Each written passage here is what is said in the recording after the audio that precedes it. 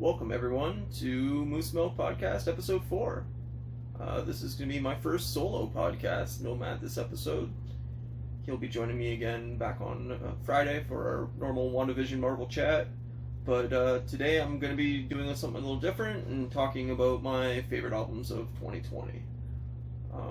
Obviously not a whole lot of albums came out, so this is going to be a pretty short list. But most bands didn't put anything too new, at least on the genres I generally listen to. Most bands want to tour after the album comes out to support the album, and that's how they make most of their revenue. And you can't tour anymore, so a lot of bands I think pushed albums to this year hoping that they could go back on tour. But anyway, this is going to be my top 5 favorite albums. I have one honorable mention, and I hope if you enjoy or check out anything from this list, go give it a spin on Spotify or purchase the album, either vinyl or CD, buy some merch, whatever you can do to support, some of these artists, because, maybe not the artists on this list necessarily are struggling because they're bigger names, but, there's going to be a lot of artists out there that do struggle after COVID and everything. So, anyway, without further ado, this is my honorable mention. Alright, so this is going to be my honorable mention. Didn't quite bump into the top 5, but still, I really enjoyed this album. I think it's a really good album. It's not going to be for everybody, but it's going to be Static X, Project Regeneration, Volume 1. It's it's a kind of a metal mixed with like poppy disco vibes, I guess. It's a very weird band. I know it's definitely not up everybody's alley. But it's their first album since 2009 and their 7th album overall. Wayne Static, their lead singer, died back in, I think, 2013 or 2014 maybe. So this was like the last recordings of the band basically before he died. I guess Wayne had like a lot of demos and stuff tucked away of stuff he was working on or whatever, and the remaining original members of the band came back together and finished up those demos, and they got a new lead singer that they're not really saying is a new lead singer, but he basically helped them finish the album for any vocals or anything that was missing, I think. But it's a really good album. It's different. It's not gonna be for everybody for sure. Like, if you've listened to a Static X album before, you're not getting anything like crazy new or different or anything like that. But I personally think it's just a really catchy heavy metal album that lyrically probably isn't gonna blow anybody away, but they just have a way of making really catchy songs. My favorite song off the album is probably Hollow. It's probably a good representation of the band's sound and everything overall. But anyway, Static X, Project Regeneration, Volume 1. Alright, so number 5 on my list is going to be 4 Year Strong, Brain Pain. It came out February 28th, and it's their 6th album. Overall, just a really catchy, solid pop-punk album. They're known for their harder music-wise, the sound of the band is pretty hardcore style, but definitely pop-punk lyrics, very catchy, well-written.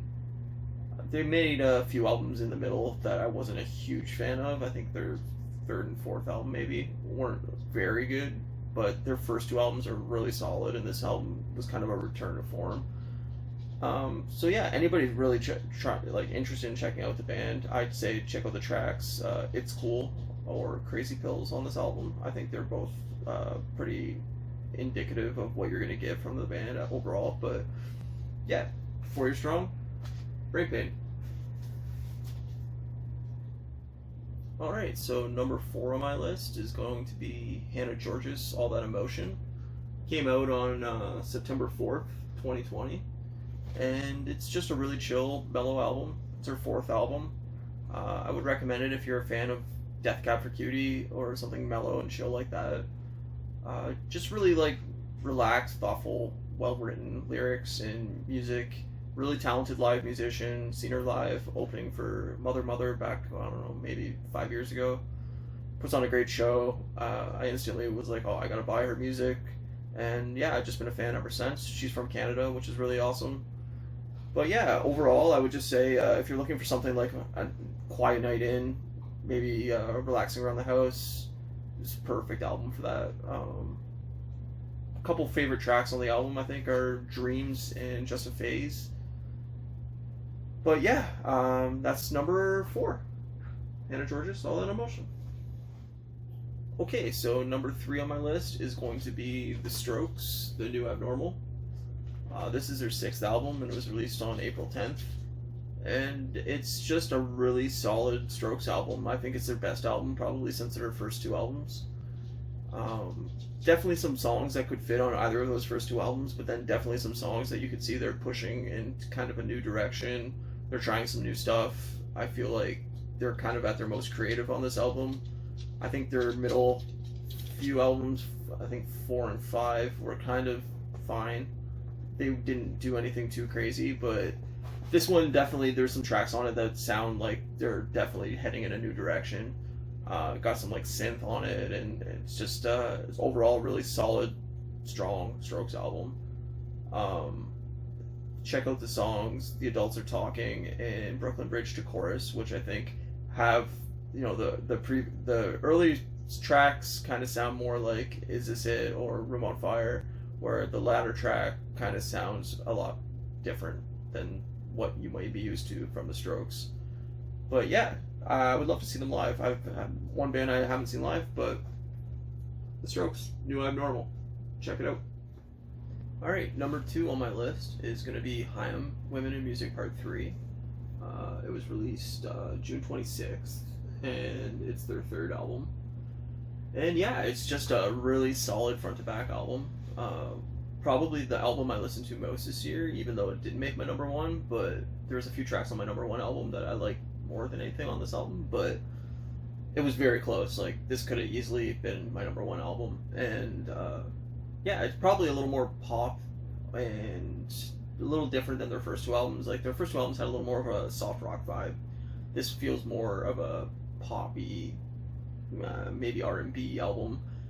And it's got a mixture of genres, like, but it's definitely, I think, their most probably accessible album for pretty much anybody that likes just music in general. It's got a very personal feel to it. Like, definitely could tell that they had gone through some shit in their careers and definitely wanted to like get it all out in the open on this album. And I just think overall it's just really, really well written and well done. The tracks, The Steps and Summer Girl are definitely probably my 2 favorite tracks on the album. But overall, yeah, just I highly recommend the album. Check it out. Haim, Women in Music Part 3. Alright, so this is going to be my number 1 album of the year, and it's Hayley Williams, Petals for Armor. Yeah, this is her first solo album. You'd know her from being the lead singer of Paramore, where if you're not familiar with Paramore, I would definitely recommend their last album, their most recent album. After Laughter was one of my absolute... It would probably make my top 20 albums of all time. I think it's Paramore's best work by far, and definitely like a really, really great album. This album is definitely a different vibe than Paramore. It's a lot less pop punk or rock. It's got a mixture of like probably 3 or 4 different genres in it. It's kind of broken into like 3 different partitions where it kind of changes its tone and vibe after each partition into a kind of a different genre.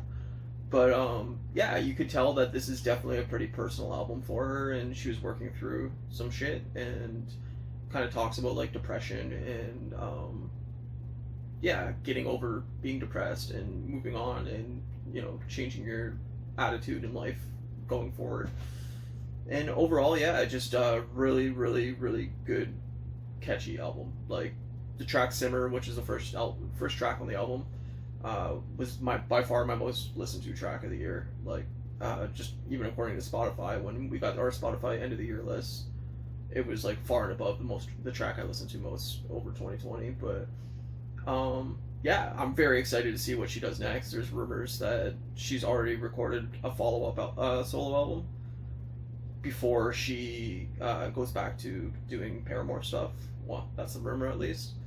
But Yeah, it'd be a really quick turnaround, but since COVID and everything kind of stopped everybody from touring, she had posted a couple times that this was the first time she hasn't been on tour in like basically her adult life. So yeah, I definitely want to go see them live. I've seen Paramore maybe 10 years ago, um, but I haven't seen them recently. I would like to see them again, and if she does a solo tour, like I would definitely be into seeing her solo. But yeah, that's my number one album. Definitely pick it up if you can. And yeah, thanks for listening. I mean, this is definitely going to be a shorter video than my other podcasts, but I just wanted to try something different. So leave some comments if you enjoyed it. And yeah, maybe post your top 5 or top 10 or whatever albums of 2020. Maybe I can find some new stuff to check out, or anything else you've been kind of listening to or into. And thanks for watching. All right, have a good one.